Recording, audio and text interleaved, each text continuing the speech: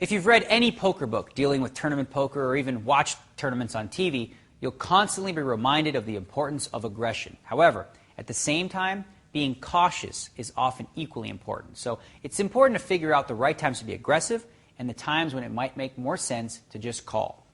Let's look at various scenarios and decide where your aggression is being best used. 1. Playing a big stack versus another big stack. If you find yourself with a big stack of chips in a tournament or in a hand with another very large stack at your table, what does your common sense tell you that you should do? Be aggressive or proceed cautiously? I hope you said proceed cautiously. More important than being aggressive when you have a big stack is protecting those chips so that you can maintain your big stack. By being aggressive against an opponent who could put a huge dent in your stack, you jeopardize your chip position and might quickly find yourself on a short stack. Next is playing from the dealer button. This is a position of power, and one of the best ways to utilize that power is to be more aggressive when you're in position versus the times that you'll have to act first after the flop. As a general rule, you can get away with playing more hands in later positions than you can in the earlier positions because you'll have more information at your disposal to make good decisions since your opponent will have to act before you.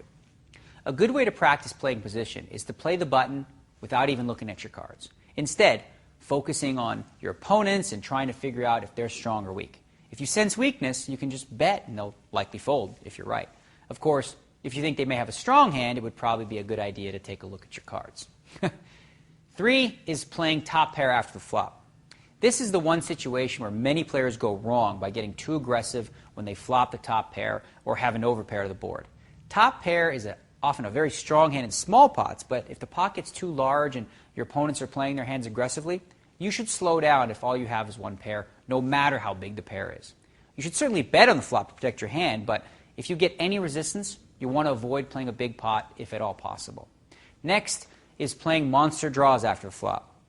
A monster draw can be defined as a pair and a flush draw, a straight and a flush draw, a straight flush draw, a flush draw, or a straight draw with overcards. These are usually pretty powerful hands, and even when you are forced into playing a big pot, your odds of winning are generally still very good. It's for this reason that you can afford to be aggressive with monster draws after the flop, since being aggressive will give you 2 ways to win the pot. A, your bet gets everyone to fold, and B, you end up improving your hand and winning the pot that way. Finally, play aggressive near the money payouts. In a typical tournament with, say, 300 players, usually the top 27 will all receive prize money.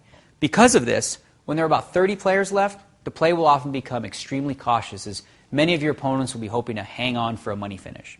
It's at this precise moment that you should seize your opportunity to steal as many chips as possible by being aggressive against those players trying to squeak into the money.